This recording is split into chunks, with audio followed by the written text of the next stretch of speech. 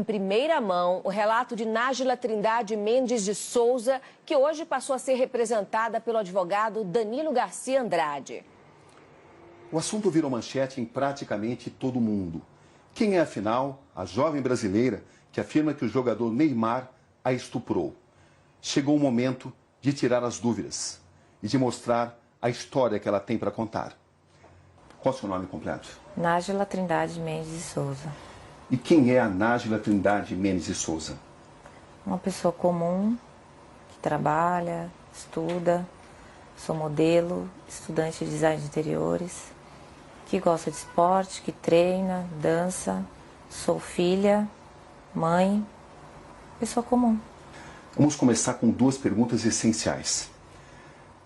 Você foi, de fato, vítima de estupro por parte do jogador Neymar ou foi uma relação sexual consentida? Fui vítima de estupro. Você foi vítima de estupro ou foi apenas uma agressão? Agressão juntamente com estupro. Você reafirma que foi vítima de estupro? Fui.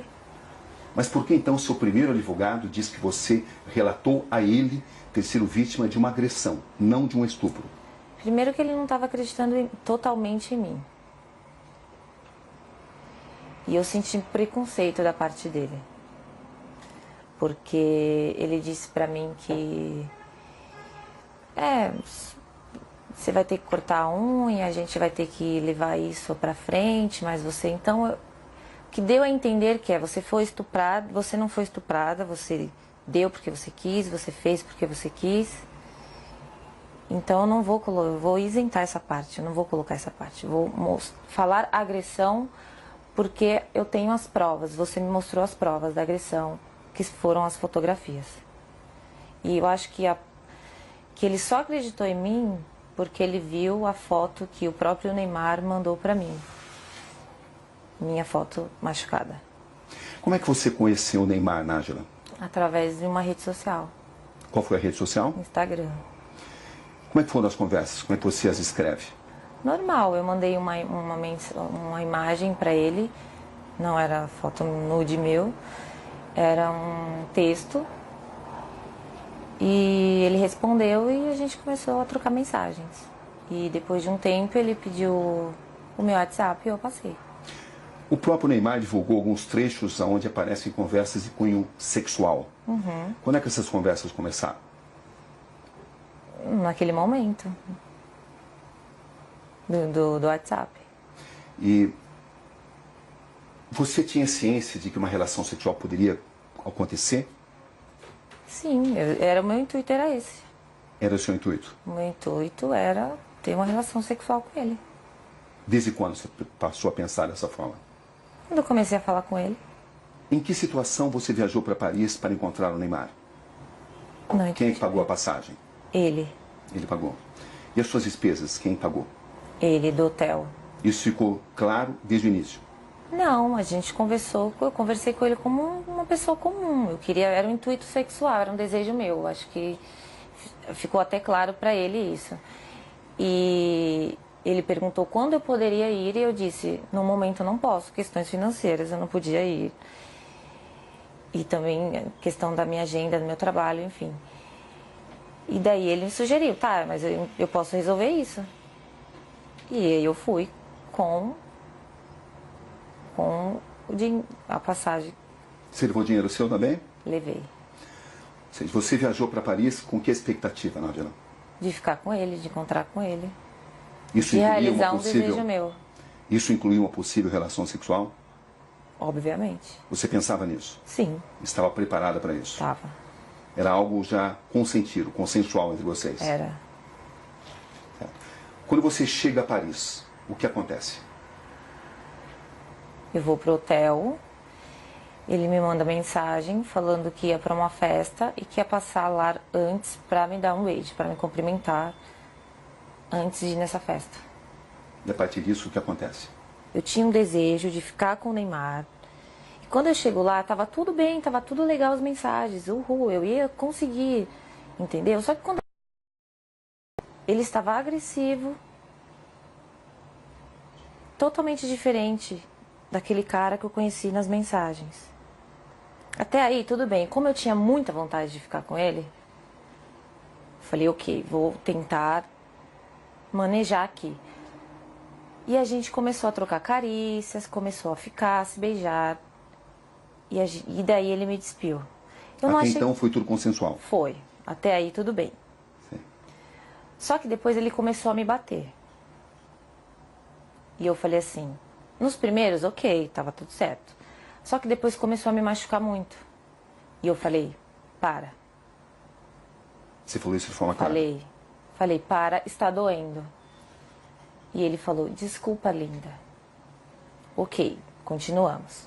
Deitados na cama, rolando e tal. Eu falei, você trouxe preservativo? Porque eu não tenho. E ele disse, não. Eu falei, então não vai acontecer nada além disso. Porque não podemos. Qual foi a resposta dele? Ele não respondeu nada. E a gente continuou. E ele me virou, cometeu o ato, e eu pedi para ele parar. Enquanto ele cometia o ato, ele continuava batendo na minha bunda violentamente. E depois eu girei. Foi tudo muito rápido, questão de segundos, e me retirei. Foi isso que aconteceu. Você está totalmente convencida que conseguiu mostrar a ele que você não queria, não desejava mais a relação sexual? Eu falei, para. Não, para. Eu falei. E ele nunca disse nada a você? Ele não se comunicava muito. Ele só agia. Ou seja, você estava preparada para uma relação sexual consensual? Estava. E quando é que essa relação sexual consensual se transformou, na sua visão, em um ato de estupro? A partir do momento que ele se tornou agressivo, a partir do momento que eu perguntei para ele se ele tinha levado o preservativo, que eu não tinha, ele falou que não, e eu falei para ele, então não podemos. Então só vamos trocar carícia, vamos continuar aqui. E ele concordou, com o silêncio eu entendi como concordância. E quando ele me virou, ele já foi cometendo o ato. Então assim, ele não entrou em um acordo comigo, não, eu não trouxe, mas eu tô afim, eu quero. Não, ele ficou calado. Então para mim, ele tinha entendido que não poderíamos ir além daquilo do que já estávamos fazendo. Ele te obrigou a manter relação sexual? A partir do momento que ele me segurou violentamente me batendo, ele estava me obrigando a ficar ali naquele lugar. Sem uso de preservativo? Sem uso de preservativo. Foi assim que aconteceu a relação sexual? Foi assim que aconteceu. Depois, quando eu saí da cama, quando eu me levantei e fui pro banheiro, eu fiquei, não acreditei, foi tipo uma decepção. E eu fiquei estarrecida, então assim, eu não consegui falar nada pra ele.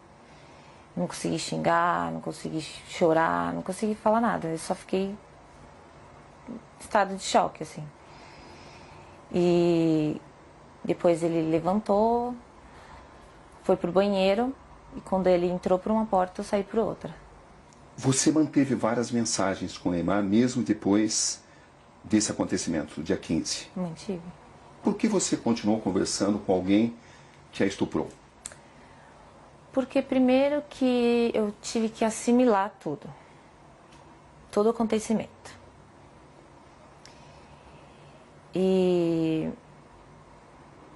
quando ele saiu do quarto, e eu comecei a entender tudo o que tinha acontecido comigo, e como ele foi estúpido, como ele foi ruim, como ele me violou e me violentou, eu quis fazer justiça. Porque eu não acho que só porque eu estava afim de ficar com ele, ele tinha o direito de fazer aquilo comigo. Então, no primeiro momento, eu não consegui reagir devido aos traumas. E depois eu sabia que se eu não falasse com ele normalmente, fingindo que eu não tinha entendido o que aconteceu, ele não iria mais falar comigo. Eu não teria como provar o que ele fez comigo. O pai do Neymar relata que sofreu uma tentativa de extorsão. Da minha parte, não. Você ficou sabendo disso? Fiquei. Que os seus primeiros advogados tentaram extorquí-lo. Você ficou sabendo disso? Fiquei. E eu comecei a desconfiar disso no momento que ele não deixava dar queixa. Você foi à polícia contra a vontade dos seus advogados? Foi. Inclusive, porque eu tomei essa decisão, ele decidiu abandonar o caso.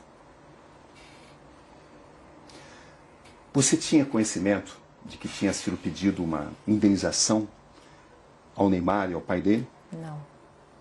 Ele falou que ia fazer uma reunião com os advogados dele, que era para falar, levar até eles o que estava acontecendo. Entendeu? Você tinha expectativa de receber uma compensação financeira? Não. Eu quero justiça. Ele me fez muito mal. Eu estou muito traumatizada até hoje por isso. O que você espera exatamente desse caso? Eu quero que ele pague pelo que ele fez. Você tem consciência do que isso pode representar para o Neymar, Nádia? Eu tenho consciência do que o que aconteceu representa para mim. Uma questão de honra, entendeu? Ele não precisava ter feito aquilo comigo. Não precisava, eu já estava ali para isso, para aquilo. Era um desejo meu, eu sou livre, desimpedida, nós iríamos ficar, eu ia voltar para casa e está tudo certo. Qual é exatamente a sua situação financeira, Nádia, para esclarecer? É verdade que você tem uma dívida de 26 mil e está sofrendo uma ação de despejo? A ação de despejo eu não estava sofrendo até o meu nome vir a público. Né? Então, mas eu tinha um acordo sim para fazer, eu deixei acumular, é minha única dívida, e do colégio que eu estava estudando, que por motivos pessoais eu tranquei. É verdade que você deve 4 mil reais ao colégio onde você estudava, à faculdade? É verdade. As pessoas têm usado essas informações para alegar que você queria resolver a sua situação financeira. Você tem consciência disso, né? Tem. Eu fiquei sabendo, mas Como é olha... que você reage a isso? Eu acho que teria uma forma mais fácil e mais rápida do que todo esse auê, todo esse escândalo. Eu acho que eu não preciso disso. E até o Neymar para poder conseguir dinheiro. Tem muitos trabalhos, muitas coisas para fazer. Eu não ia me expor dessa forma. Não tem lógica, não tem sentido. Para arrancar dinheiro do Neymar. Desculpa, eu não preciso disso. E você vai ver novas revelações da entrevista a Roberto Cabrini no Conexão Repórter